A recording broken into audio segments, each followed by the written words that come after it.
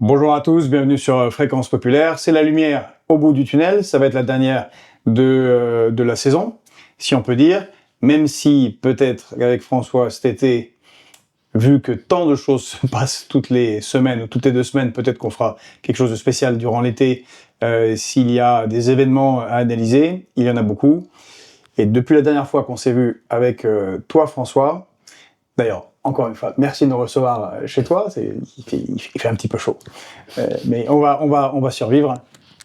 Depuis la dernière fois qu'on s'est vu, il s'est passé énormément de choses. Encore une fois, un peu en France, beaucoup à l'international, une guerre de 12 jours, un sommet du G7, un sommet de l'OTAN. Et toi, comment tu vois est-ce qu'on n'a pas une situation où on constate, peut-être à travers la guerre de 12 jours, mais surtout le sommet du G7 et le sommet de l'OTAN, eh bien une mise à l'écart un peu de l'Occident et des tensions en fait réellement relativement fortes entre les partenaires occidentaux, dont la puissance mondiale s'affaiblit. Ouais, il s'est passé beaucoup de choses et il y a des choses qui sont en attente. La politique française, je crois qu'on va l'évoquer tout à l'heure, mais il va y avoir un calendrier qui va s'étirer peut-être plus sur la deuxième partie de l'année, donc il faudra peut-être livrer une analyse d'un point de situation en réalité. Par contre, il y a ce qui est aujourd'hui peut-être le plus prégnant, c'est la politique internationale, qui pèse finalement sur l'ensemble de l'évolution à venir pour notre pays. Et comme tu viens de le dire, l'enchaînement qui a été donné à voir ces dernières semaines, avec la guerre de 12 jours, certes, mais le sommet, moi je me concentre sur les rendez-vous institutionnels. Le sommet du G7, qui a eu lieu au Canada, c'était du 15 au 17 juin. Avec l'enchaînement sur le sommet de l'OTAN, qui a eu lieu à La Haye, aux Pays-Bas, ça devait être 24-25 juin. Plus des éléments sur l'Union européenne que je voudrais aborder ici, nous donnent à voir ce déclassement. Et ce déclassement, il prend toujours en fait les mêmes formes qui sont plurielles. D'abord, il y a toujours une forme de déclassement symbolique. Par exemple, si on regarde au sommet du G7 au Canada, tout le monde a en tête sans doute ces photos qui ont été réalisées avec Donald Trump en avant et tout le monde derrière lui, finalement un petit peu en V, comme une forme de V de la victoire, mais celui qui est au centre du jeu, qui est en avant et qui repousse les autres en arrière comme finalement des troupes et des points d'appui, c'est Trump. Il y a cette dimension symbolique.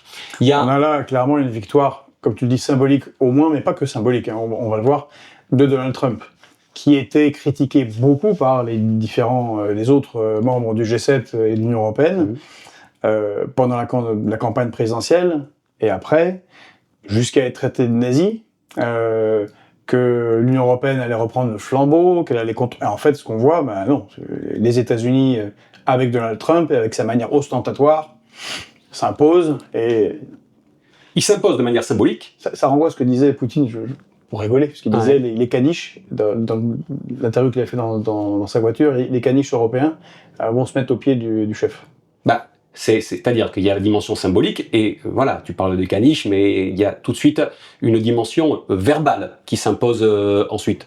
Chacun a en tête les déclarations de Donald Trump quand il est parti précipitamment du sommet du G7 et la manière dont il s'est adressé à Emmanuel Macron, dans des termes quand même assez incroyables d'un point de vue diplomatique. Et je rappelle, il a dit que Emmanuel Macron ne comprend jamais rien, ce sont ces termes exacts, et que c'est quelqu'un qui est avide de publicité. Alors, bon, ça prête à sourire, et moi je serais prêt à sourire avec, d'autant que tout ça semble quand même assez exact. Hein. Je vous rappelle qu'Emmanuel Macron disait à ce moment-là que Donald Trump partait pour négocier un cessez-le-feu avec l'Iran. Maintenant, avec le recul, on voit bien ce qu'il en était. Après, on peut rappeler que, ça a été peu rappelé ici en France, mais c'est quand même fortement ridiculisé, puisqu'il proposait une relance des discussions internationales pour une solution à 2 États, qui devait se tenir à New York, au moment où commence la guerre des 12 jours. Bon, ça a été complètement annulé, ça a été une pantalonnade. Très exactement. Donc, il y a cette dimension, mais juste, je voudrais quand même finir là-dessus. Moi, en tant que Français, ça me pose un problème, hein, quand même, que le président des États-Unis s'adresse de cette manière au président français, quand bien même je suis en désaccord avec Emmanuel Macron. moi, je m'estime en droit de critiquer le président français, et y compris en des termes aussi peu amènes que ceux employés par Donald Trump. Ça me pose un problème, ça me gêne, voilà, qu'un dirigeant étranger parle de cette façon du président de la République française. Je ferme le banc là-dessus, mais je tiens quand même à le préciser. Donc je disais au G7, déclassement symbolique, déclassement verbal, et puis un déclassement sur le fond, parce que sur le fond, on perd. Quoi qu'il arrive. Et on perd sur des éléments structurants et importants. On a eu l'impression qu'il se passait pas grand-chose à ce sommet du G7, sauf qu'il a fallu attendre quelques jours. Et l'information est tombée de la bouche de Scott Bessent, qui est le secrétaire américain au Trésor, et qui est venu nous dire quelque chose, que à ce sommet du G7, il y a des choses importantes qui se sont discutées, ou finalement qui ont plutôt été imposées par les Américains, à l'ensemble des autres pays du G7. Et ce que dit Scott Bessent, là je vais le citer, il dit « Après des mois de discussions productives, nous allons annoncer un accord commun entre les pays du G7 qui défend les intérêts des Américains. Les impôts du deuxième pilier de l'OCDE ne s'appliqueront pas aux entreprises américaines. » De quoi est-ce qu'il est en train de parler? Il est en train de parler de la taxe internationale sur les multinationales. Vous savez, cet impôt à 15%, cet impôt mondial qui s'impose aux multinationales. Et il est en train de nous dire que ce qui a été acté au sommet du G7 au Canada, c'est que cette taxe ne s'appliquerait pas aux entreprises américaines. Hein. Il y a, c'est un accord qui a été rédigé, je crois, en 2021 sous l'égide de l'OCDE, qui regroupe 140 pays, mais notamment les pays du G7, puisque ce sont essentiellement les multinationales. Il y a deux piliers, un pilier de réallocation des impôts, c'est-à-dire à savoir où on les paie, et puis il y a ce deuxième pilier qui est cette taxe minimale à 15%. Et ben ce que les Américains nous disent, par la voix de leur secrétaire au Trésor, c'est que eux, ils auront une dérogation pour ne pas payer cet impôt. Et voilà peut-être quel est le vrai bilan du sommet du G7, parce qu'au-delà des photos, on s'est dit, il s'est rien passé au sommet du G7, on en a retenu quoi? Que Trump était parti pour régler la question iranienne, et qu'il avait laissé les autres comme des ronds de flanc. Voilà. À Macron. Eh ben voilà. Donc il y a le symbolique, le verbal, et derrière, il y a le fait que les Américains, en fait, avancent en rouleau compresseur et en traitant les autres pays comme leurs vassaux. Voilà. Moi, c'est ça. Effectivement, comme leur roquet, parce que ça, c'est une leçon très importante que tu retiens. L'avantage compétitif est colossal. Même si c'est que 15%, bien sûr. C'est 15%, c'est colossal. Bien sûr. Entre deux multinationales. Et viendra nécessairement à l'idée du capital financier qui détient telle ou telle multinationale que peut-être une fusion avec une multinationale américaine serait intéressante. Et on a là le tout travail de Donald Trump qui mène très bien, en fait. Et qui s'intègre dans les droits de douane, qui s'intègre avec le prix de l'énergie, et qui fait qu'au final, il n'y aura pas beaucoup d'autres choix que ceux qu'on commence à voir se dessiner aujourd'hui. Il n'y a qu'à regarder nos entreprises françaises importantes, Sanofi et les autres, qui rebasculent sur le marché américain en termes d'investissement dès à présent. Voilà, tout ça est très cohérent en réalité. Voilà, on a l'impression que c'est un coup par-ci, un coup par-là, mais en réalité, quand on prend un petit peu de hauteur et qu'on met en perspective, tout cela s'imbrique parfaitement. Est-ce que le point central, l'objectif, point de gravité de ce que fait Donald Trump dans ce domaine-là et son administration, c'est une offensive sur les pays européens, qui est parfaitement réussie. Dans un brouillard de conflits, de taxes douanières mondiales, où il semblait apparaître comme un idiot, parce que c'est mal calculé, c'est un peu n'importe quoi, puis des négociations directes avec la Chine qui se passent à Londres, mais en fait, en réalité, l'effet majeur est obtenu sur les Européens. C'est sur eux que ça pèse. Voilà. Il sait que lui, pour retrouver une place centrale sur la scène mondiale, il peut pas aller à l'affrontement direct, frontal, avec la Chine notamment. Et donc, pour se renforcer, il va essayer de tirer un petit peu de substance de moelle là où elle est et là où il y a du jeu. Et là où il y a du jeu aujourd'hui, c'est au niveau de l'Union européenne, parce qu'à la fois ça reste et ça demeure un gros marché, mais aussi et surtout parce que c'est le point faible politiquement et c'est celui par rapport auquel il peut s'imposer le plus facilement. Et ce qui confirme ton analyse, c'est ce qui s'est passé au sommet de l'OTAN. C'est ce qui s'est passé au sommet de l'OTAN, où on retrouve les trois mêmes mécanismes. D'abord, il y a une dimension symbolique. Vous vous souvenez que on nous a présenté en amont du sommet de l'OTAN le fait que tout était organisé pour recevoir Trump en grande pompe, que tout était organisé en fonction de Donald Trump, que les réunions étaient volontairement courtes pour éviter ses éclats, qu'il était reçu par le roi des Pays-Bas dans la demeure. Il a bien aimé etc. la reine, tout ça, ça lui a plu. Voilà, donc tout ça. Non, oui, mais tout ça n'est pas anodin. Voilà, ça donne à voir quand même que il est en haut de l'architecture par rapport aux autres. Ça, c'est le premier point. Et comme nous, on aime bien revenir sur ce qui s'est passé, parce qu'on n'oublie pas, comme la plupart des journalistes, il y a 4-5 mois, il était dit « Oh là là, les États-Unis, Donald Trump va se sortir de l'OTAN, il faut que les Européens reprennent pour eux-mêmes leur défense avec eux-mêmes, et bien sûr que l'OTAN va être sauvée par les Européens. » Bon, tout ça a été une magnifique flûte traversière. Et ce qui apparaît, c'est ce que tu dis, c'est à nouveau de la flûte traversière, mais avec quand même à la fois des dirigeants européens, c'est le plus inquiétant, et des médias qui sautent à la corde en fonction de ce que veulent leur faire les Américains. Hein. Parce qu'on voit bien que les Américains sont en train de décrire un récit, et en fait, ce qui le colporte, c'est nous, le vecteur de la désinformation, enfin de la désinformation, c'est de la tactique chez eux, mais ce qui au final apparaît comme de la désinformation américaine, c'est nous, les Européens, à travers nos médias dominants, et encore pire, à travers nos dirigeants, voilà, qui soit sont complices, soit sont extrêmement naïfs. Je sais pas quel est le pire des deux, en fait, voilà, quand on en arrive à ce stade. Mais c'est vrai que quand on voit le nombre de nos dirigeants européens, et en particulier français, qui ont traîné leur guêtre soit à la French American Foundation, soit Atlantic Council, soit au German Marshall Fund, soit à une de ces nombreuses officines américaines, ouais. On peut se demander s'ils ne reçoivent pas des coups de fil directs. On peut se demander. Donc je disais, au sommet de l'OTAN, à La Haye, même chose qu'au sommet du G7 au Canada. Dimension symbolique, dimension verbale. Tout le monde a en tête les déclarations, alors c'était par tweet ou sur le réseau Truth Social de Donald Trump, mais les messages que Donald Trump a publiés, les messages de Mark Rutte, le secrétaire général de l'OTAN, que celui-ci a envoyé à Donald Trump à la sortie du sommet. Alors je parle même pas du fait qu'il l'aurait appelé papa ou peu importe, mais enfin, je pense que cette dimension existe réellement. Mark Rutte, c'est l'obséquiosité. Ah, mais c'est terrible. Au-delà. Oui, mais même au-delà de ça, le pire, c'est le message qui a été authentifié par les services même de l'OTAN et par le cabinet même de Mark Rutte, où, là encore, je le lis, Mark Rutte dit à Donald Trump, l'Europe va payer un prix énorme, et il écrit énorme en majuscule comme le fait Trump, pour financer sa défense comme elle le devrait, et ce sera votre victoire. Enfin, imaginons quand même que ça acte définitivement, pour ceux qui l'auraient pas compris, que l'OTAN est une construction au service des États-Unis. Alors je sais bien que les gens qui sont là derrière le poste, eux le savent depuis un moment, mais c'est une chose que nous le sachions, c'est une chose que nous le disions, c'est encore autre chose que l'OTAN pose les choses. Le secrétaire général de l'OTAN pose les choses en tant que tel sur la place publique. Voilà, donc je crois que là il y a encore une étape verbale qui a été franchie.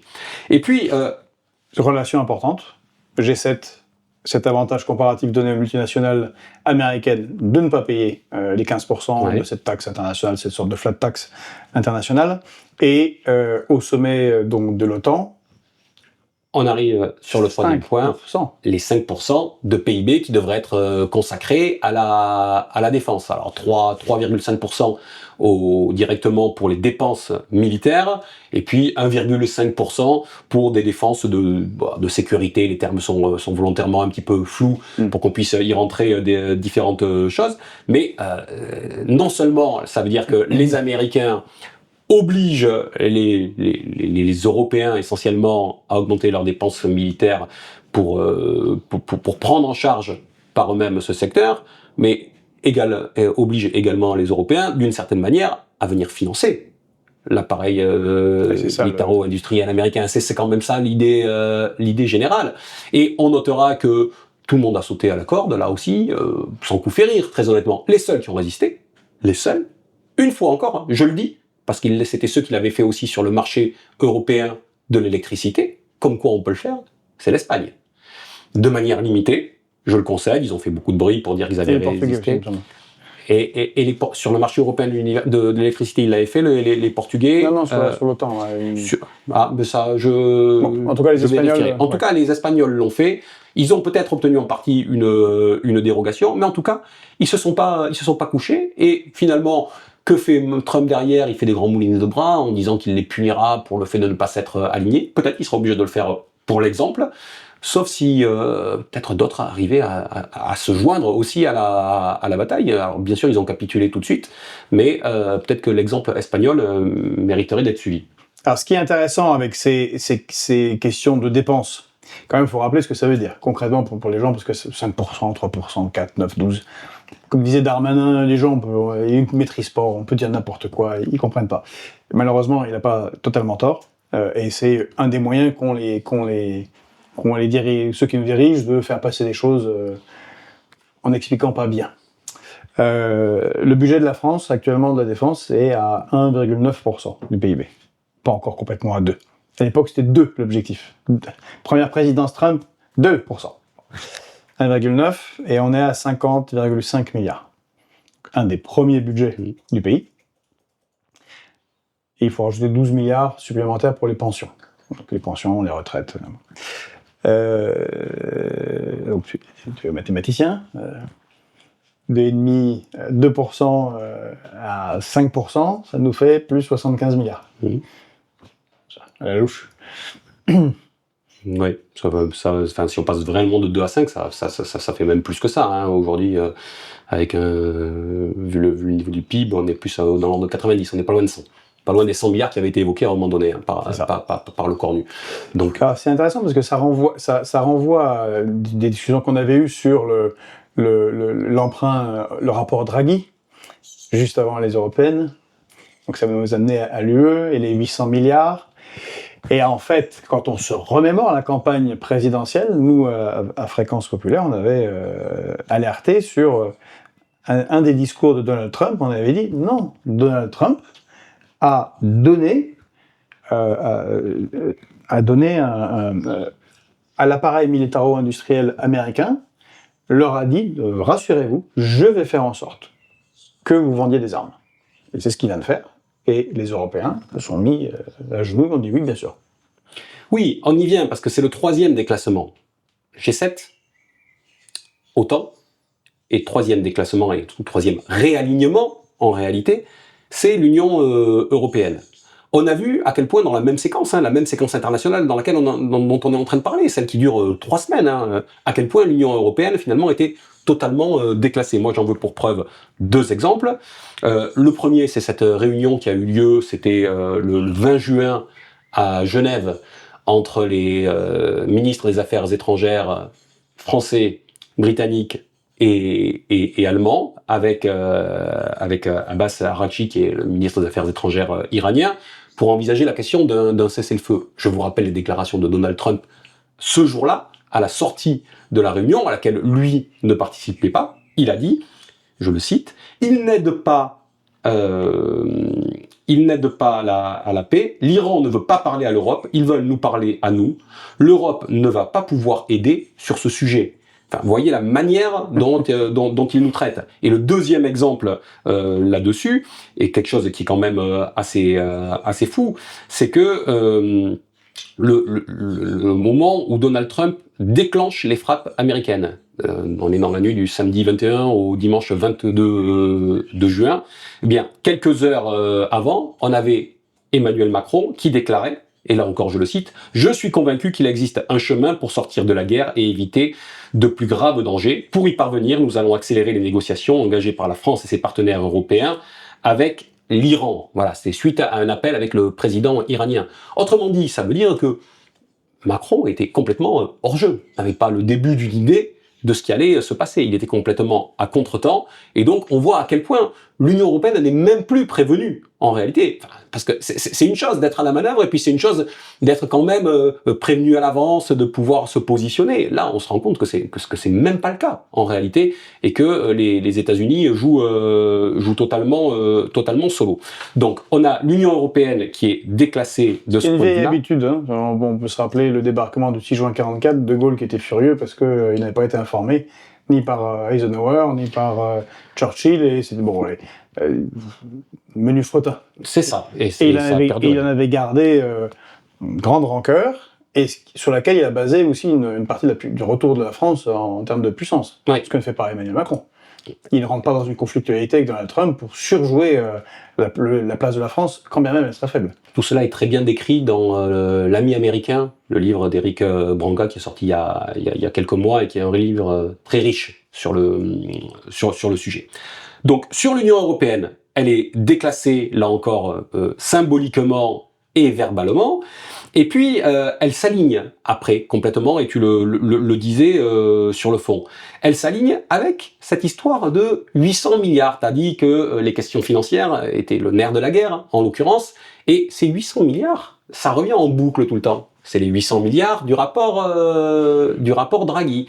C'est les 800 milliards dont on nous dit aujourd'hui que c'est de l'épargne européenne qu'il faudrait récupérer, parce que cette épargne européenne irait surtout s'investir ailleurs, et notamment aux États-Unis, et donc il faudrait faire en sorte qu'elle s'investisse au sein de l'Union européenne.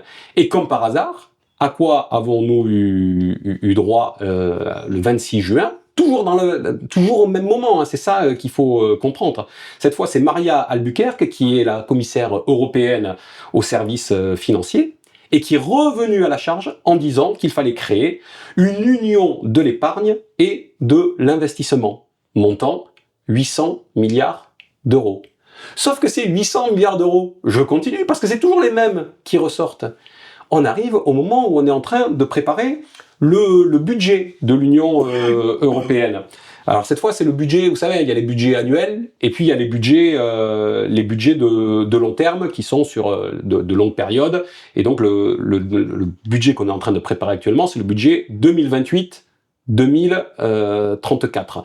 Et pour ce budget, il devra être présenté par la Commission européenne le 16 juillet prochain, c'est-à-dire dans quelques jours. Et comme par hasard, ce budget, il a une contrainte. Et quelle est cette contrainte ? Le remboursement du plan de relance post-Covid. Montant du plan de relance post-Covid, ce que nous devons rembourser, 806 milliards d'euros. Vous voyez bien le rapport Draghi, les préconisations de la Commission, ce fonds européen de l'épargne, ce 28e pilier, hein, c'est comme ça que le présentait Ursula von der Leyen, qui vise à unifier toute l'épargne européenne et finalement à la détourner des investissements nationaux vers des investissements européens, hein, parce que pour l'instant, l'épargne, elle sert à quoi quand vous mettez de l'argent sur votre compte épargne en France? Il est fléché pour le logement, une partie aujourd'hui pour les retraites, etc. C'est de l'argent qui sert en fonction des choix qui sont ceux des différents pays. Là, ce qu'ils veulent faire, c'est que cette épargne-là, elle soit détournée des choix nationaux vers les choix européens. Bref, ils veulent faire main basse sur l'épargne des peuples européens. Clairement, c'est ça qui est en train de se passer. Bon, ben ce budget européen, toutes les personnes qui ont un petite assurance vie sur lesquelles... voilà. C'est-à-dire... J'avais eu cette formule, aucune personne de plus de 65 ans ne descend dans la rue avec des fourches pour de l'argent dont il n'a pas réellement besoin, puisque c'est de l'épargne. Voilà. C'est le calcul, c'est la phrase qui passe dans leur tête. Avec l'idée derrière qu'il faut créer des grands fonds de pension européens, puisque nous sommes très en retard par rapport aux États-Unis, notamment on regarde ce que représente leur fonds de pension. Donc il y a cette somme-là, mais qui est conséquente. Ce plan de relance post-Covid, donc il va falloir le rembourser à partir de 2028. Donc comme par hasard, c'est le début de ce budget de long terme qui est en train d'être construit. Il va falloir le rembourser pendant 30 ans. Et pendant 30 ans, il va falloir mettre, par rapport à ce qu'on a aujourd'hui, 15 milliards de plus pour le rembourser chaque année. Vous rajoutez les dépenses d'investissement auxquelles on s'est engagé. Tiens, on retombe sur les dépenses de défense, toutes celles qui sont liées à l'OTAN.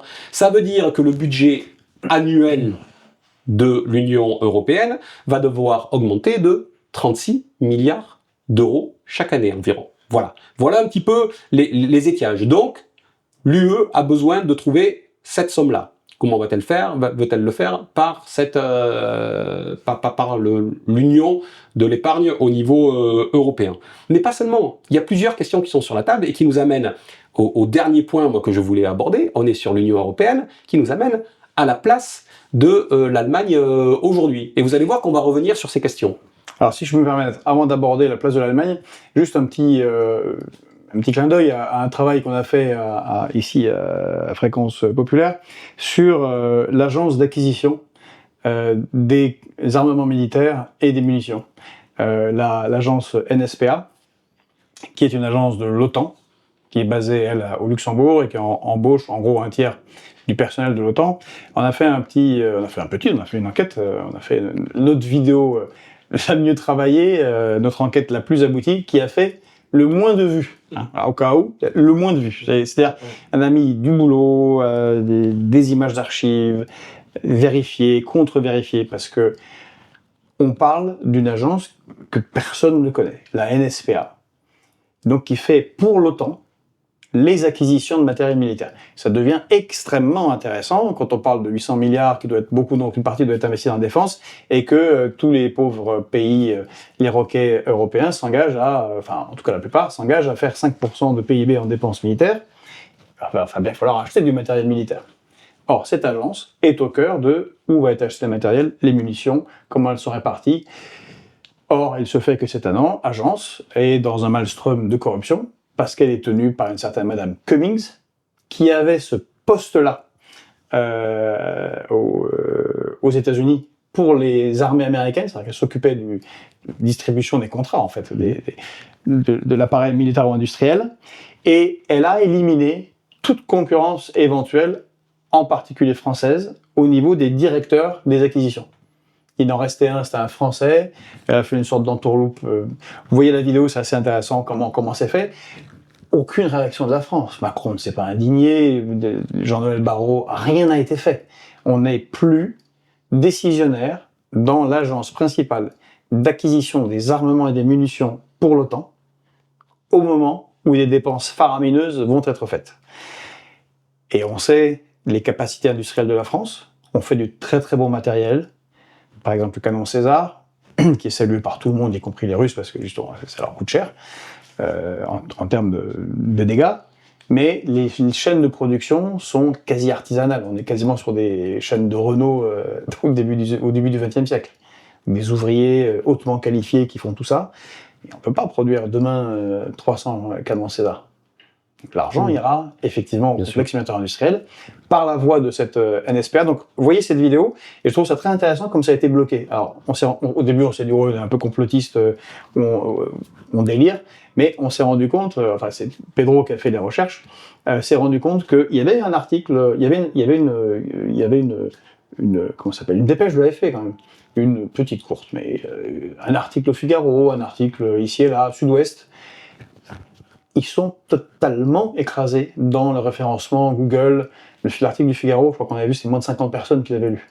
Alors que ça n'arrive jamais. Bon. Voilà. Donc, on se fait bien totalement dominer et avoir par les Américains. Et voilà, c'est encore une petite preuve. Non, mais j'ai regardé votre vidéo, moi, qui est effectivement très bien faite et très instructive sur des choses que, voilà, en tout cas, moi, je ne connaissais pas et j'invite tout le monde à aller la regarder. Par contre, c'est comme dans les Tetris, les trucs se rentrent. Ouais. G7 à 5% à l'OTAN, tiens. Mais ce que tu viens de nous faire là, par contre, c'est de nous fracasser notre vidéo là, parce qu'on va être invisibilisés. Nous aussi. Bon, non, mais tu fais bien d'inviter à aller la regarder. Et avant d'en arriver à l'Allemagne, un petit point que j'ai oublié sur l'Union européenne, puisque je suis dans mon triple déclassement quand même. G7, OTAN, Union européenne. J'ai évoqué ce qui s'était passé avec l'Iran.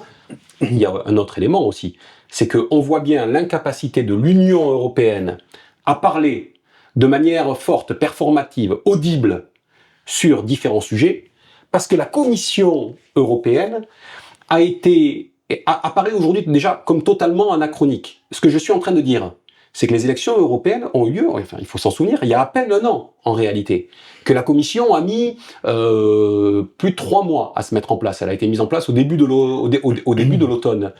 Et que cette commission, je l'avais déjà analysée je crois sur cette antenne, est une commission à la main de Madame von der Leyen par différents biais, notamment le fait de confier les principaux portefeuilles à des pays de moindre poids sur la scène internationale. Je pense à la question de l'élargissement qui a été confiée à la Slovénie, ou à certains portefeuilles qui ont été confiés à d'autres. En tout cas, il y en a 2 qui ont été confiés pas par hasard, et pas à n'importe qui, pas simplement à des petits pays sur la scène internationale, mais à des pays qui ont un tropisme très particulier. C'est Kaja Kallas, haute commissaire aux affaires étrangères, qui est estonienne. Non. Et l'autre commissaire au déclenchement de la guerre. Oui, qui est estonienne. Et puis, il y en a un autre, c'est le portefeuille de la défense, qui a été confié à un commissaire lituanien, si je ne m'abuse. Et donc, c'est-à-dire que le prisme intellectuel autour duquel a été construite la commission est celui de faire un front face à la Russie, voilà, et autour de la guerre entre la Russie et l'Ukraine. Sauf que ceux qui suivent un petit peu la vie internationale aujourd'hui savent que ce conflit n'est finalement que l'un des éléments du rapport de force dans la période, et pas forcément l'élément le plus central pour la plupart des pays. C'est pas l'élément le plus central pour les Américains, ce qui se passe en Ukraine aujourd'hui. Très loin de là. Voilà, c'est pas l'élément le plus central pour la Chine. Et finalement, ça empêche l'Union européenne de se projeter sur la scène internationale. Avant Madame Kaja Kallas, il y avait Monsieur Borrell qui occupait le même poste qu'elle. J'ai pas une fascination particulière pour Monsieur Borrell. Pour autant, force est de constater que sa parole à l'international était d'un autre poids que celle de Madame Kallas. Et donc, ce que je suis en train de dire, c'est que dès lors qu'il y a un sujet international géopolitique qui est hors de notre petit champ et rayon d'action ou d'inaction même au niveau européen, eh bien l'Union européenne disparaît en tant qu'acteur sur la scène internationale. Elle aurait pu se positionner sur le conflit entre Israël et l'Iran, sauf qu'aujourd'hui elle est tellement faible que ce qu'elle a fait, je vous l'ai décrit tout à l'heure avec la réunion des ministres des Affaires étrangères, même pas de l'Union européenne, de 3 pays parmi eux, fait que finalement elle est réduite à être quantité négligeable. Voilà, je voulais juste rappeler ça pour aller au bout de ce que j'étais en train de dire sur l'Union européenne.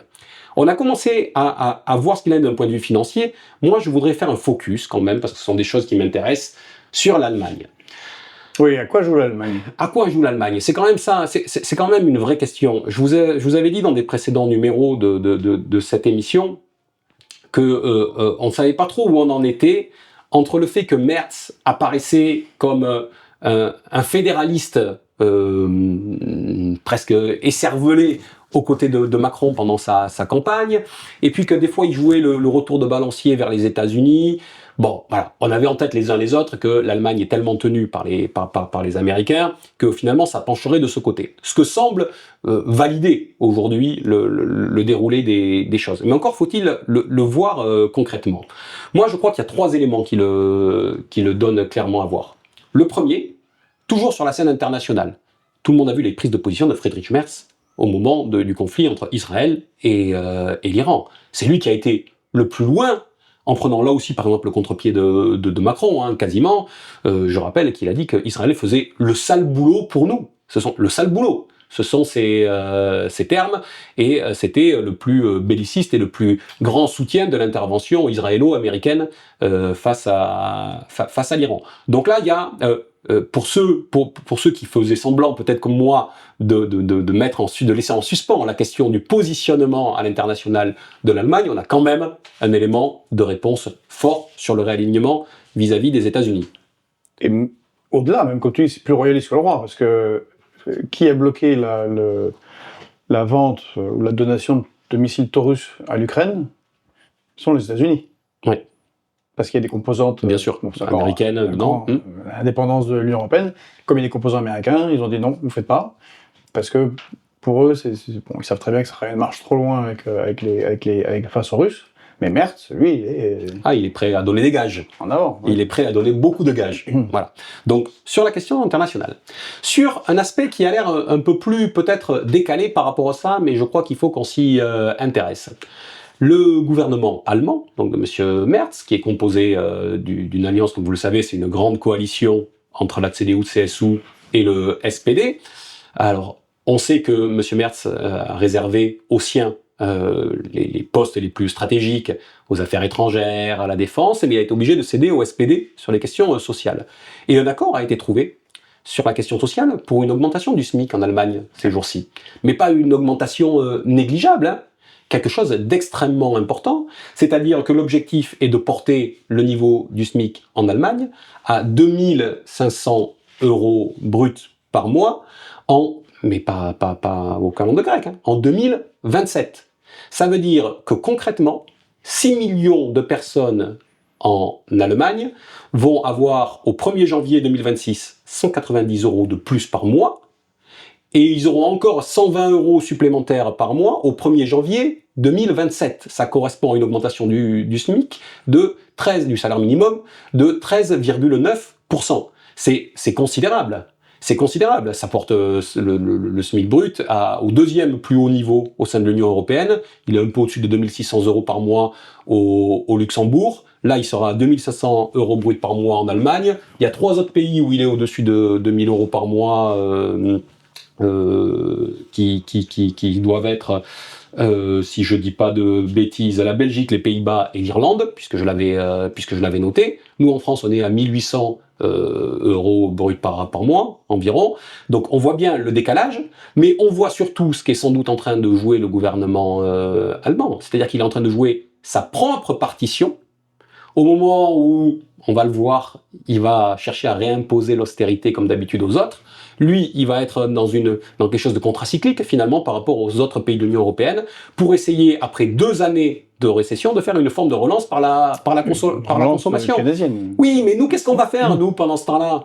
Nous, on va rester les 2 pieds dans le béton, et on va continuer à faire austérité, austérité, austérité, parce que les Allemands nous auront dit que c'est ça qu'il faut faire. Donc, ce qui est en train de se passer, à travers cet aspect-là, c'est qu'on a à la fois un réalignement de l'Allemagne sur les États-Unis, mais on a le retour de quelque chose dont on a cru trop vite que ça avait disparu, je ne sais pas si ça peut disparaître, c'est la volonté quasi hégémonique allemande au sein de l'Union européenne. C'est la vision de l'Europe allemande. C'est-à-dire que ce qu'on a comme construction de l'Union européenne depuis maintenant plusieurs décennies, c'est une Union européenne qui est assujettie aux desiderata et aux besoins des Allemands pour financer les pensions d'un pays à la démographie absolument désastreuse et à ses besoins de main-d'œuvre. Eh bien, ce qu'on voit là, c'est finalement que après 2-3 ans là, qui ont été des années compliquées, la fin de cycle de Merkel, eh bien, les Allemands reprennent leur volonté de se réimposer, non pas comme le moteur de l'Union européenne, mais comme l'élément dominant et structurant au sein de l'Union européenne. D'ailleurs, Merz veut la plus grande armée. C'était le premier aspect qui nous avait alerté là-dessus. Et donc, le troisième point, après l'international, cette dimension sociale, et on revient à ce qu'on discutait avant, c'est cette question du budget européen. Parce que je vous ai dit que ce budget européen va être proposé par la Commission le 16 juillet, mais enfin, les gens qui s'y intéressent, et notamment les Allemands, ils ont fait leurs préconisations et leurs recommandations, et ils ont transmis un document de travail ces jours-ci à la Commission de Bruxelles. Et pas n'importe qui, c'est directement Friedrich Merz qui est l'auteur de ce document. Et dans ce document, on retrouve des choses qui nous intéressent. On retrouve le fait, alors bien sûr que l'Allemagne refuse d'augmenter le budget européen. C'est en ça que je dis que c'est pas tant un saut fédéral qui les intéresse à l'Allemagne, c'est pas ça. Et c'est en ça que Macron se trompe depuis le début et qu'il n'est pas accompagné ni par Merkel, ni par Merz. Ce que dit Merz là-dessus, il dit « Il n'y a aucune base pour augmenter le volume du budget européen par rapport au revenu national brut. » Donc lui, il veut pas que son pays paye plus.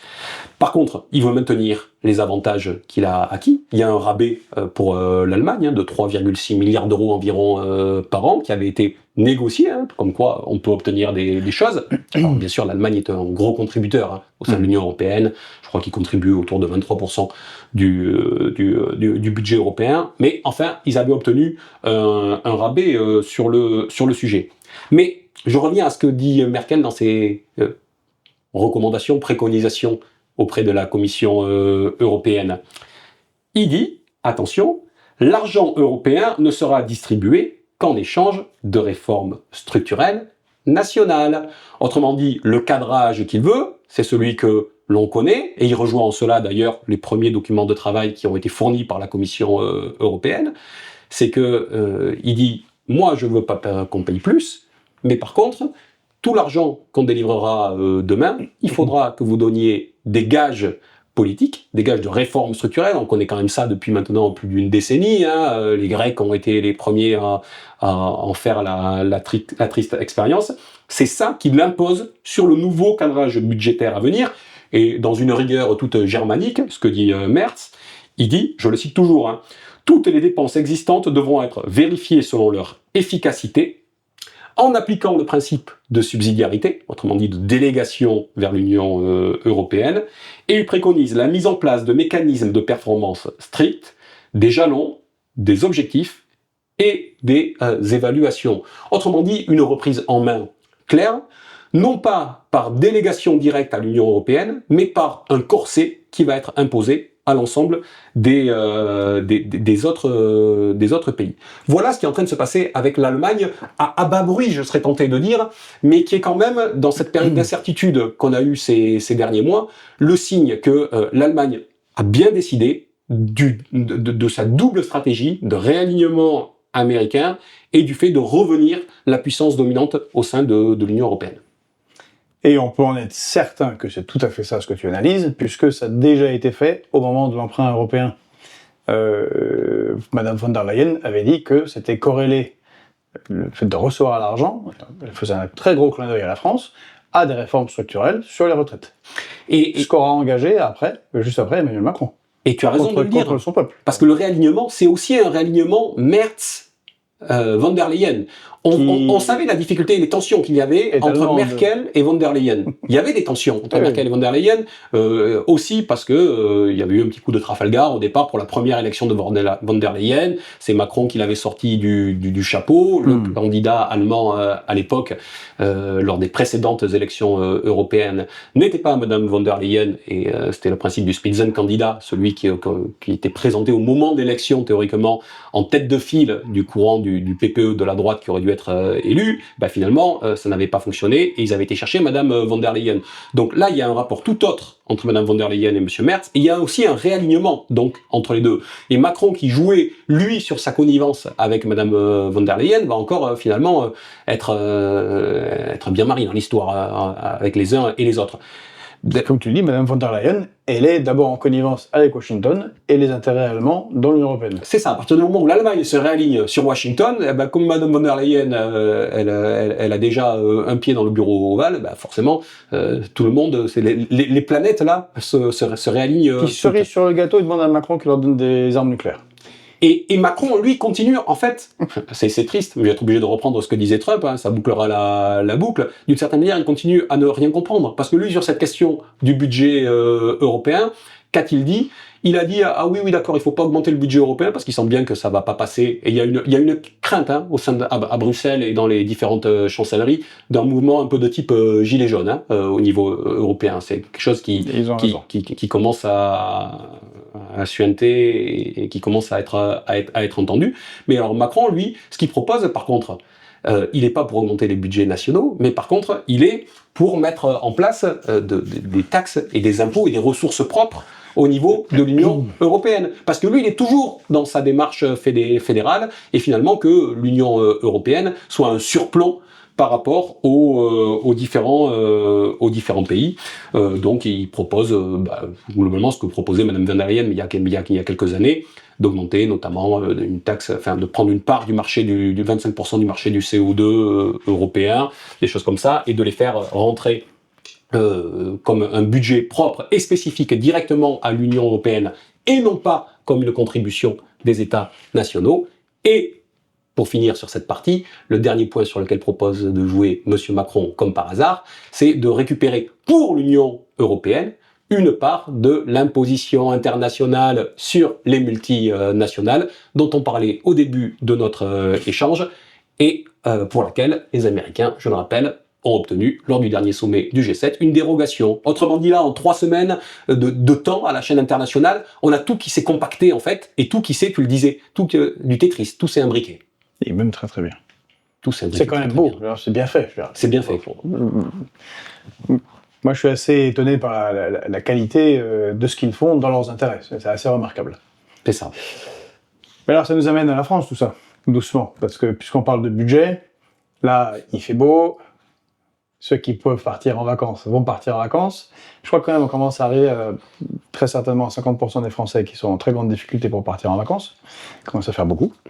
En tout cas, ceux qui peuvent partir, partiront. Ceux qui prendront un peu de soleil près de chez eux, eh bien, prendront un peu de soleil près de chez eux sans réellement partir.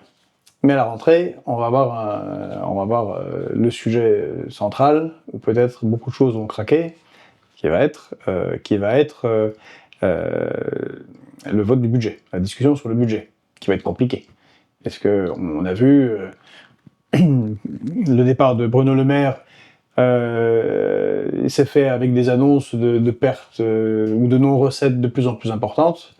Il est passé devant une commission parlementaire où il a expliqué qu'il n'était pas responsable, quand même il y a des très très gros trous. C'est plus 1000 milliards de dettes publiques sous Emmanuel Macron. On est à 3300, 3400 milliards, 115% du PIB là aujourd'hui.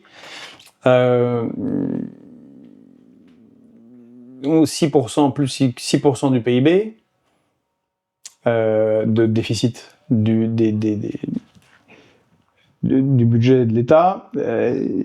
Si on rajoute réellement 75 ou 100 milliards supplémentaires, c'est complètement sidérant, de dépenses de défense qui se rajouteront tous à la balance. Oui, c'est à 2035.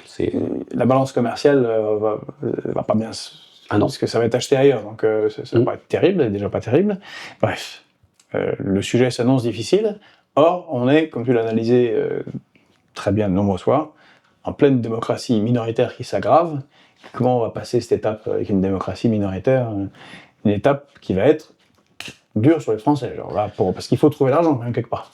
Bah, j'y viens, moi, cette démocratie minoritaire, mais avant, dans ce que tu viens de dire, tu viens de nous parler tout de suite de la rentrée. Et c'est vrai qu'on est dans une phase où il va y avoir un différé temporel, une fois encore. Donc il va continuer à rien se passer là pendant plusieurs mois. Il y a eu une fenêtre d'opportunité avec une motion de censure qui a été déposée, parce que la méthode Bayrou, qui est la méthode qui consiste à promettre aux uns et aux autres une clause de revoyure là aux sénateurs LR à propos de la réforme du scrutin Paris-Lyon-Marseille, là aux socialistes le fait que le Parlement serait saisi à nouveau sur la question de retraite, tout ça ne vise qu'à gagner du temps. Il n'y a que ceux qui veulent bien croire Monsieur Bayrou qui le croient et qui rentrent dans son petit jeu, donc on a perdu des mois et des mois là-dessus, et donc tout ça amène derrière à finalement ce qui est des parodies, à savoir la dernière motion de censure.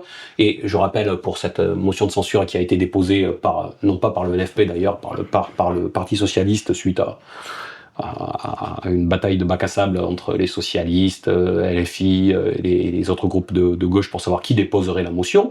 Je rappelle que M. Hollande a dit qu'il ne la voterait pas dès lors que le Rassemblement national ne la votera pas. Donc il y a un double jeu, mais il y a quand même quelque chose, un changement là-dedans. C'est que la motion de censure, qui était un objet constitutionnel, qui permettait de marquer de manière radicale et efficace l'opposition au gouvernement, et le fait que le Parlement était un acteur de la vie politique, eh bien, cette motion de censure n'est plus un objet constitutionnel, mais ne devient plus qu'un objet communicationnel. Ce que dit monsieur François Hollande, ancien président de la République, c'est-à-dire pas n'importe qui. Normalement, le fait d'être dépositaire, d'une certaine manière, des institutions de la République devrait lui parler. Lui, il acte le fait que une motion de censure, ce n'est plus ça.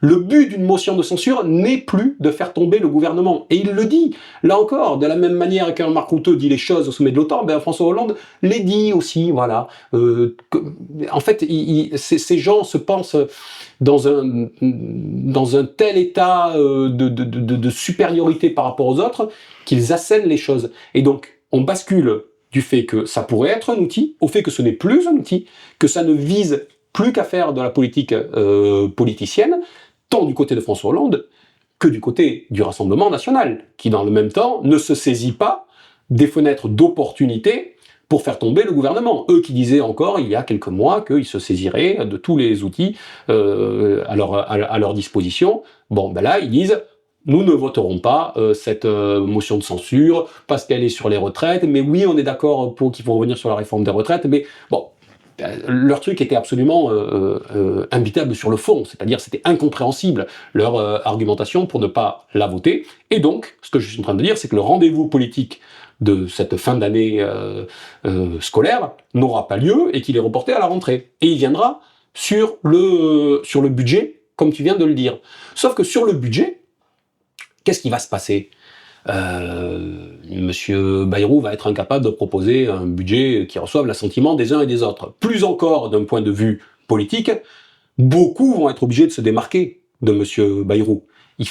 Ils peuvent pas être entraînés au fond du trou par Monsieur Bayrou alors qu'on est à 18 mois d'une élection présidentielle. Donc, il y aura nécessairement censure de Monsieur Bayrou. Mais on sera quoi à ce moment-là ? On sera au mois d'octobre ? Au mois de novembre ? Que va faire Monsieur Macron ? Est-ce que M. Macron va dissoudre l'Assemblée nationale à ce moment-là ? Quel intérêt aurait-il à le faire ? Il lui suffit de remettre une pièce dans la machine, de mettre un Lecornu ou autre, qui n'aura plus que 3 ou 4 mois à gérer, jusqu'au mois de février ou mars, et là c'est terminé, on est à un mois de l'élection présidentielle de 2027, et donc finalement ce que je suis en train d'essayer d'expliquer là, c'est que la séquence politique jusqu'à 2027, ça y est, c'est fini, elle est réglée, elle est fermée, il ne va plus rien se passer. Alors que, je rappelle qu'il y a quelques mois, à l'automne dernier, la possibilité d'enfermer Monsieur Macron dans les blocages de la démocratie minoritaire, en faisant tomber les premiers ministres les uns après les autres, parce que on voit bien que même Monsieur Macron n'arrivait même pas à les nommer. Je ne vais pas vous rappeler le délai de battement entre les élections législatives et la nomination de Monsieur Barnier. Je ne vais pas vous donner le mois de battement qu'il y a eu au mois de décembre entre la nomination même de Monsieur Bayrou et la composition du gouvernement. Ah oui, très long. Fait important, hein. Fait important, j'y reviendrai. Je suis en train de travailler dessus de manière qualitative en comptant le nombre de jours où il y a une vacance du gouvernement, c'est-à-dire où entre l'annonce de la démission du gouvernement et celui où il est réellement mis en place, ce que je suis en train de constater dans un certain nombre de pays européens qui sont de plus en plus nombreux, c'est qu'il y a plus de jours sans gouvernement réel qui travaille que de jours où on a un gouvernement qui est en poste. Donc nous, on est en train de se rapprocher de ça pour la France. On n'y est pas encore. On en avait parlé pour les Pays-Bas précédemment. On en avait parlé pour les Pays-Bas notamment. Belgique. Et c'est un mauvais signe. C'est un très mauvais signe. Le pouvoir exécutif, ça sert à rien. Et on pourrait en parler pour le Portugal. Voilà. Mais je vous donnerai des chiffres précis là-dessus pour étayer tout cela. Mais donc là, on a une séquence qui était disponible à l'automne et à l'hiver, qui n'a pas été utilisée par les uns et les autres, qui n'est pas plus utilisée au printemps. On se retrouve à l'automne. Et ce que je dis, c'est que la séquence politique est moyennant une censure, mais pour la route, quoi. Une censure pour la route, eh bien, je dis qu'il ne se passera plus rien jusqu'à la présidentielle de 2027. C'est important hein, pour savoir, pour les gens qui travaillent un peu en politique en rétro-planning, parce que c'est quand même, moi je pense comme ça qu'il faut le faire, c'est important de savoir que finalement, il n'y a rien de structurant à jouer, faute de l'avoir fait en amont. Et on peut se demander si la fenêtre de tir n'a pas été ratée par tout le monde en faisant exprès de surjouer le conflit israélo-palestinien pour occuper totalement l'espace médiatique et des consciences sur un conflit sur lequel même Macron n'a absolument aucune influence. Alors, ne parlons pas des éditorialistes ou des chefs de groupe à l'Assemblée nationale. Donc ça, c'était le point d'agenda. Mais tu m'as lancé sur la démocratie minoritaire. Et je crois que ça, c'est le deuxième point important. Pourtant, il n'y a jamais eu autant d'opportunités pour faire les choses qu'actuellement. Pourquoi ? Parce que nous connaissons le pire de ce que j'ai analysé en termes de démocratie minoritaire. La démocratie minoritaire, elle se visualise quand un gouvernement est minoritaire, même sous forme de coalition, au sein de son propre Parlement national. Et nous, en France, c'est le cas. C'était le cas depuis 2022, c'est plus encore le cas depuis 2024. Donc, on a cette démocratie minoritaire, factuelle, concrète, numérique, à l'Assemblée. Mais j'ai aussi analysé que quand on rentre dans cette démocratie minoritaire, c'est très difficile d'en sortir. Et l'un des recours du système, il y en a deux. Il y a soit les grosses coalitions, mais qui sont souvent un peu dépassées, même s'il y en a une nouvelle qui a émergé en Allemagne, ou il y a ce que j'appelais les coalitions grands chapiteaux, c'est-à-dire des rassemblements hétéroclites, avec des gens qui viennent d'horizons divers et variés. L'ancienne coalition allemande, par exemple, avec la gauche, le SPD, avec les Verts et avec les libéraux, des libéraux chimiquement purs d'un point de vue économique, donc un truc qui n'a pas d'armature idéologique. Et donc les coalitions grands chapiteaux, c'était la réponse de système pour ne pas sombrer et pour survivre à la démocratie minoritaire. Mais nous, en France, nous avons désormais les deux. C'est-à-dire que nous avons la démocratie minoritaire d'un point de vue numérique à l'Assemblée, chacun l'a en tête, mais on a aussi le fait que ce qui est appelé, qui a été rebaptisé par les commentateurs aux ordres, socle commun, pour feindre de faire croire qu'il s'agissait de quelque chose qui avait une cohérence, eh bien on voit bien que cette chose-là, ce socle commun, est en train d'imploser. Et ça, c'est une information politique importante. On a les deux, on a le pire de la démocratie minoritaire, on a tout qui se conjugue, finalement. Quand je dis qu'il est en train d'imploser, ce socle commun, alors le socle commun, c'est Ensemble pour la République, Macron, le mouvement démocrate, Bayrou, Horizon, Édouard Philippe, et LR. Et dans la dernière séquence, on a y compris les gens autour de M. Attal et de M. Macron qui disent, là encore je vais les citer, le socle commun a un peu de plomb dans l'aile. Ça, c'est un député Ensemble pour la République qui le disait. Un autre, M. Anglade, disait il y a plus de choses qui nous séparent avec LR que de choses qui nous rassemblent. Vous voyez l'ambiance au sein du socle commun. Et M. Attal lui-même vient, pour couronner le tout, dire il n'y a pas de projet de société commun entre LR et nous. Le socle commun, c'est surtout un point commun, vouloir la stabilité du gouvernement. D'ailleurs, ça donne à voir finalement que tous les rassemblements qui se construisent aujourd'hui, c'est vrai pour le socle commun, c'est vrai pour le nouveau Front populaire, ne sont pas des rassemblements qui se construisent sur la base d'accords politiques, idéologiques sur le fond. Ce sont des rassemblements exclusivement électoralistes, et on voit bien que désormais, ils sont assumés comme tels.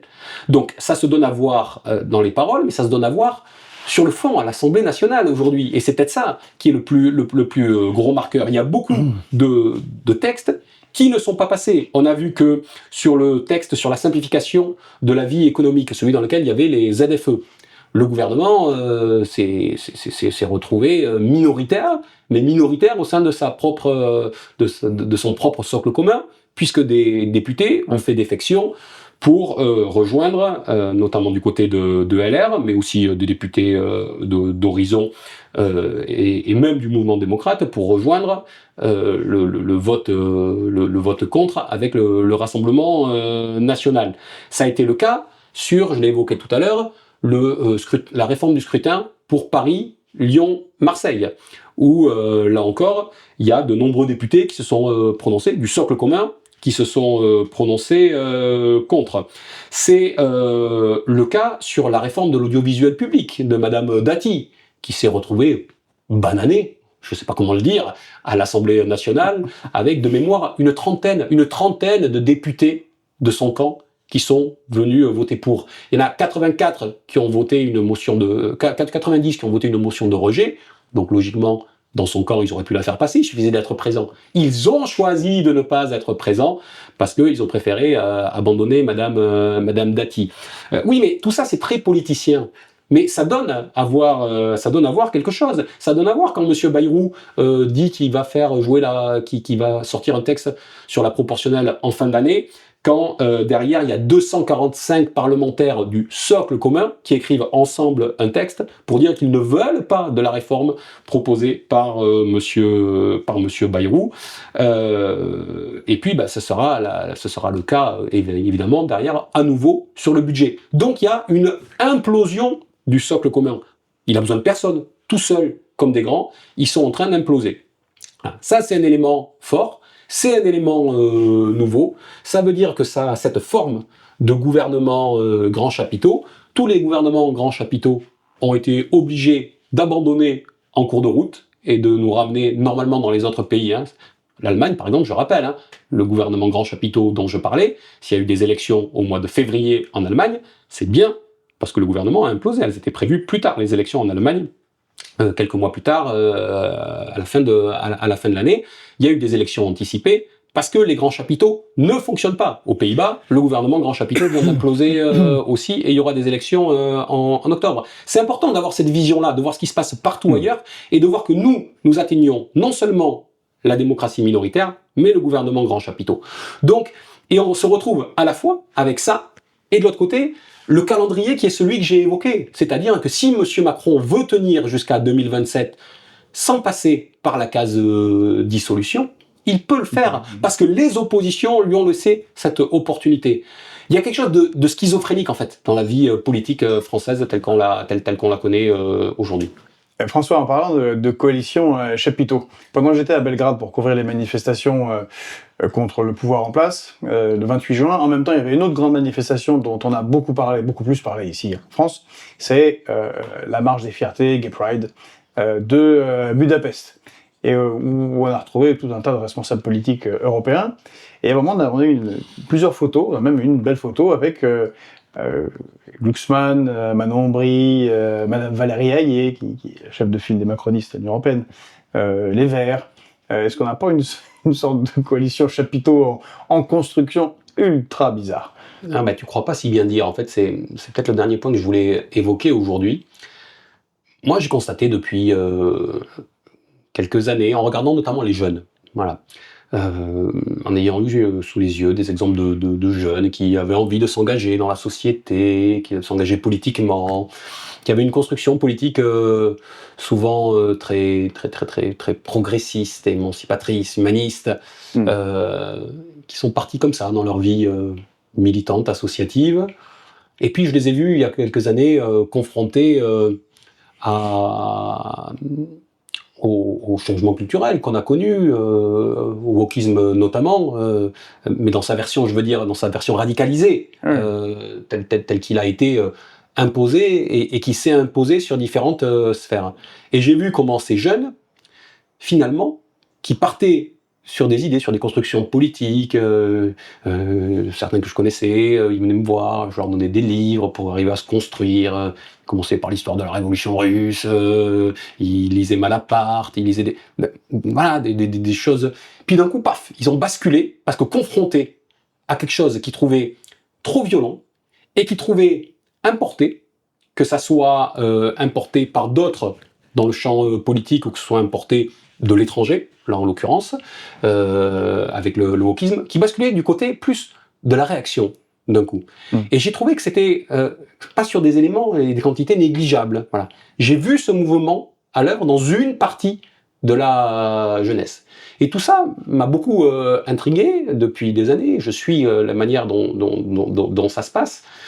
Et j'ai vu ce développement-là avoir lieu ensuite en différé sur la scène politique. Et c'est c'est en ça qu'on voit aujourd'hui un bloc réactionnaire extrêmement fort se former, alors qui prend prétexte de certaines questions régaliennes, parce qu'elles sont délaissées par d'autres, mais qui rajoute une dimension conservatrice de plus en plus forte, de plus en plus prégnante, et de plus en plus radicalisée. Et c'est ce qu'on voit sur la scène politique nationale et sur la scène politique internationale. Et donc, ce phénomène, il faut voir comment il évolue, mais en écoutant la dernière émission sur Fréquence Populaire d'Emmanuel Todd, pareil, hein, je trouve ça passionnant, moi, d'écouter Emmanuel Todd. Hein, bon, c'est Emmanuel Todd, il dit beaucoup de choses, et il faut prendre ce qui nous intéresse, mais il y a beaucoup de choses à picorer, et il a quand même des fulgurances incroyables. Et ce phénomène que je suis en train de décrire, Todd en parlait sur la scène internationale en évoquant l'anthropologue Georges Devereux. Voilà. L'acculturation négative. Acculturation négative dissociative. C'est ce qu'il évoquait là-dessus. C'est-à-dire le fait qu'à un moment donné, une culture soumise à une pression extérieure génère une réaction. C'est ce que moi, j'avais ressenti, je l'ai expliqué chez les jeunes. Mais aujourd'hui, on voit bien que le bloc, qu'il y a un bloc réactionnaire, mais qui va de plus en plus loin sur les questions conservatrices, sur les questions sociétales conservatrices, et ils vont tellement loin, avec une forme d'arrogance même aujourd'hui, quasiment depuis la victoire de Donald Trump, c'est ce qu'on voit dans les médias dominants, et c'est ce qu'on ressent dans la société, que ce que je suis en train de me dire, c'est que ça va générer à nouveau un mouvement inverse vis-à-vis de ça. Et quand tu me dis, est-ce qu'il n'y a pas finalement une forme d'international et de grands chapiteaux progressistes qui est en train de se reconstituer, mais finalement, c'est peut-être pas si décalé ce que tu es en train de dire. Finalement, il y a peut-être quelque chose de cet ordre-là. Mais quand bien même il n'y aurait pas quelque chose de cet ordre-là, ce que je suis en train de dire, c'est que sur la scène politique nationale, on va avoir ce nouveau basculement. Ça va rebasculer à un moment donné de l'autre côté. Parce que la France n'est pas un pays où la réaction pourra se nourrir d'un radicalisme conservateur. Voilà. La France n'est pas la Hongrie sur ces questions-là, n'est pas la Pologne sur ces questions-là. Voilà. Là aussi, je renvoie Emmanuel Ton, mais pour toute la transition qui est déjà opérée, notamment vis-à-vis de la religion et qui s'est opérée bien plus en amont. La France n'est même pas l'Italie sur ces questions-là. Et donc, il va nécessairement y avoir un effet de balancier qui va ramener les choses de l'autre côté. Et ce qui m'amène à la situation politique dont on parle depuis tout à l'heure. Aujourd'hui, on est dans cette scène politique gangrénée par la démocratie minoritaire, où tous les partis de l'offre politique actuelle, qui sont, à mon avis, à côté de la plaque, sont sur des stratégies du socle, et qui donc nourrissent et ont besoin, pour être sur ces stratégies du socle, pour conforter leur socle, pas pour avoir le socle le plus large possible, pour avoir le socle le plus sûr possible qualitativement. Voilà, c'est ce qu'ils font tous pour essayer de jouer le fait d'atteindre le deuxième tour, en réalité, et même de jouer la primaire en amont. Voilà, la qualité du socle d'un Mélenchon lui assure, quoi qu'il arrive, 12, 13, 14%, et ça empêche toute autre candidature à gauche d'émerger. Eh bien, à force de jouer cela, ce qui va avec ça, c'est la polarisation.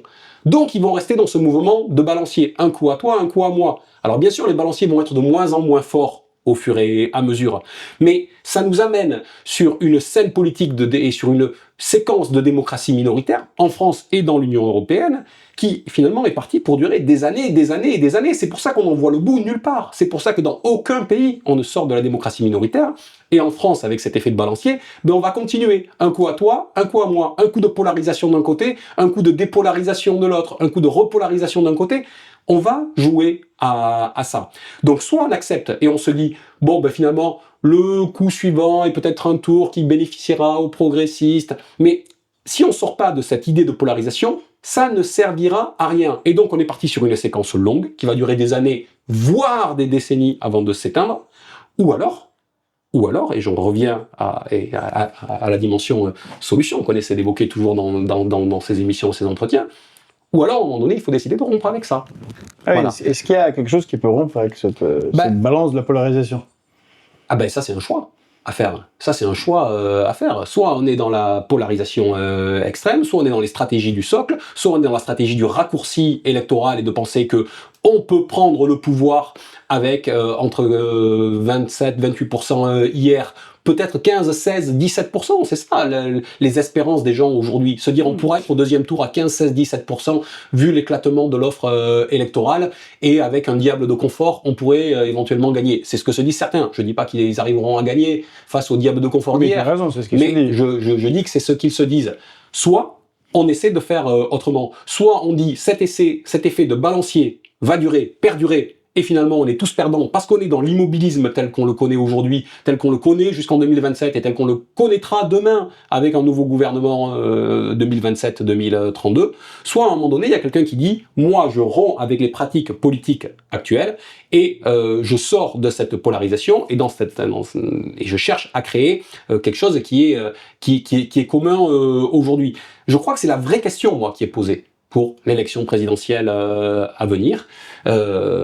Si on regarde du côté des vieux partis, globalement, des vieux partis ou des partis actuellement en place, ils sont tous encore dans cette logique-là. C'est-à-dire qu'ils sont prêts à rejouer pour 2027 les logiques de 2022 et les logiques de 2017 qui étaient un petit peu différentes, mais au moins les logiques de 2022. On est tous là-dedans. il vient d'y avoir le congrès de LR, les nominations, ces gens-là prétendent à LR reconstruire la droite autour d'eux, ou prétendent refaire l'union des droites. Je vous ai dit en quoi je pensais que la dimension conservatrice n'était pas en France au stade où elle peut l'être dans d'autres pays, qui leur permettra de faire la maille. Donc il faut qu'il y ait une autre offre qui sorte de ça. Voilà. Moi je pense que c'est plus que jamais une nécessité. Je remercie Emmanuel Todd de m'avoir aiguillé sur ce chemin qui n'est pas adapté directement à la vie politique. De Devereux, il parlait pas de la vie politique telle que je le fais là pour appliquer son concept, mais je pense qu'on peut le décliner là-dessus. Et je crois qu'il y a des choses à faire pour être la recherche du point d'équilibre. Mais ça va nécessiter aussi de rompre l'assignation à résidence électorale. C'est-à-dire d'arrêter de considérer les électeurs comme captifs et devant être mis dans une case et enfermés dans une case et garder plus que tout dans leur case en leur donnant à manger ce qu'ils veulent entendre. Voilà, ce communautarisme électoraliste en réalité qui est à l'œuvre. C'est quasiment une posture gaulienne que tu préconises, c'est-à-dire quelqu'un qui est quasiment au-delà des partis. La France c'est pas la gauche, la France c'est pas la droite, c'est. Oui, pas quelque chose de cet ordre-là. Mais si tout le monde n'est pas de Gaulle, évidemment. Il y a ça, voilà, avec derrière le fait que, est-ce que c'est un moment où il y a besoin d'une personnalité aussi forte que ce que pouvait représenter le général de Gaulle à une époque? Voilà, je suis très attaché à l'histoire de France et je sais à quel point tout cela a pu être essentiel et peut nous marquer. Et pour autant, si on s'attache à la vie politique plus récente, à ce que sont les figures qui ont été élues, je crois qu'il y a la volonté aussi de rompre avec ces sous-présidents, qu'on a depuis quelques années, qui ne sont plus des hommes d'État en réalité. Voilà, la dimension homme d'État est quelque chose qui a disparu de la scène de la scène politique.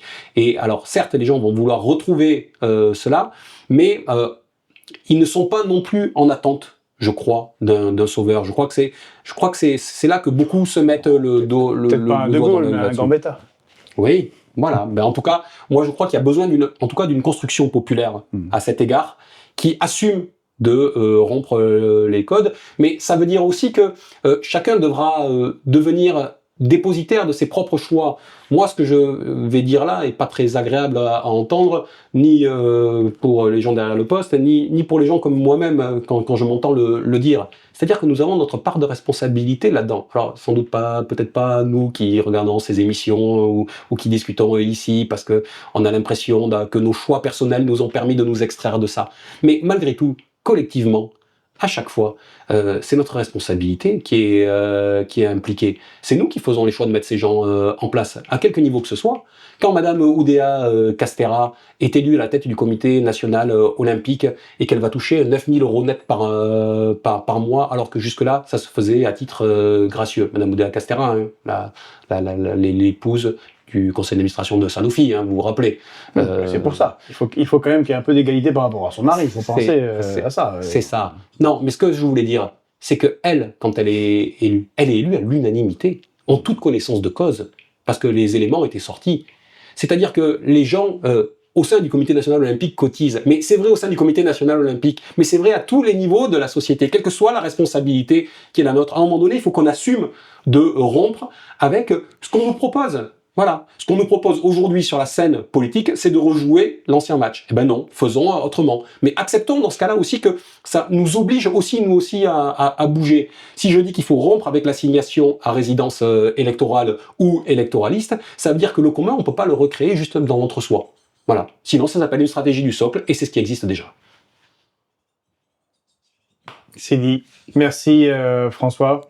Encore une très très belle analyse de la situation présente et qui donne une ouverture pour ne pas rester dans la paralysie dans laquelle malheureusement on est. À moins que, comme tu l'as dit, peut-être, il y ait ce que craignent les têtes à Bruxelles, une sorte de mouvement gilet jaune européen ou émergent dans plusieurs pays européens. C'est vrai que ça en bas, il y a une petite ébullition quand même. Voilà. Je pense que la ZFE, par exemple, on n'est pas passé loin ce dont ne se rendent pas très bien compte certains politiques qui le regrettent. Ouais. Le passage de la ZFE, ça aurait pu être Enfin bon, on verra. Mais la taxe carbone européenne prélevée directement par l'Union européenne que j'évoquais il y a un instant, je pense qu'il y aura une sacrée levée de boucliers. Il y a bien qu'un M. Macron pour encore préconiser de telles solutions. Bah écoutez, cette émission et cette saison de la lumière, de la lumière au bout du tunnel se termine. Ça va être l'été. Merci d'avoir suivi. Si ça n'a pas encore été fait, eh bien, abonnez-vous à la chaîne Fréquence Populaire sur YouTube. S'il vous plaît, abonnez-vous aussi sur les chaînes TikTok, sur le fil Telegram. Encore une fois, pourquoi? Eh bien, parce que tout cela, malheureusement, n'est pas français et dépend de puissances géopolitiques autres. YouTube, c'est américain. Telegram, c'est plus ou moins russe, hein, c'est pas très clair, mais bon, plus ou moins russe. TikTok, c'est chinois. On peut pas être coupé partout en même temps, donc voilà, ça garantit que l'on puisse continuer à faire ce travail d'analyse, de réinformation, d'approche alternative, et je pense beaucoup plus intéressante que les médias classiques. Donc merci de faire ça, de commenter, de partager. Également, si vous en avez la possibilité, et parce que pour le moment nous ne sommes pas totalement autonomes financièrement, eh bien vous trouverez en bas de cette vidéo un lien vers le pot commun pour le déplacement que l'on fait, moi et Pedro, au sommet des BRICS, qui je pense va être particulièrement intéressant. Alors c'est à Rio, parce que c'est la présidence brésilienne, donc de Lula. C'est moins compliqué qu'en Russie, mais c'est quand même loin, donc cher. Si vous pouvez nous aider, même d'1 euro, 2 euros, 5 euros, eh bien pour nous, ça compte beaucoup. Et ça limite les frais personnels. Et je pense que ce sommet des BRICS va être particulièrement intéressant pour toutes les raisons qu'on a discutées, entre autres ici avec François, ce qu'a évoqué Emmanuel Todd dans sa dernière vidéo. Il y a 10 nouveaux pays, non des moindres, qui rejoignent les BRICS. C'est quand même la Malaisie. Alors, partenaires des BRICS, hein, la Malaisie, la Thaïlande, le Vietnam, la Bolivie, l'Ouzbékistan, le Kazakhstan, des pays assez massifs. Encore plus nombreux sont ceux qui rejoignent la banque de développement des BRICS, présidée par l'ancienne présidente du Brésil, Madame Dilma Rousseff, banque qui se trouve à Shanghai, et dont il y aura une réunion juste avant le sommet des BRICS à Rio, qu'on va suivre pour vous également. C'est le combat pour la dédollarisation et la rupture avec la domination occidentale et américaine, en particulier par le dollar. Bref, tout ça est très intéressant. Voilà, si vous pouvez nous aider, tant mieux. Si vous ne pouvez pas, on fera quand même avec plaisir le compte-rendu de tout de ce qui s'y passe, et on fera des émissions en direct. Merci à tous, et on se donne rendez-vous avec François, très certainement à la rentrée. Mais dans l'été, s'il y a besoin. Mais dans l'été, peut-être que nous, on va quand même continuer à faire des analyses géopolitiques. Vous aurez ligne de front, l'œil de Kousma, on en fera quelques-uns cet été. On fera quelques émissions, voilà. Et peut-être, ça serait intéressant avec François si on a le temps. Avant l'apéro. Toujours avec plaisir. Un tour d'horizon de ce qui se passe. Merci à vous, et je vous souhaite à tous une excellente journée.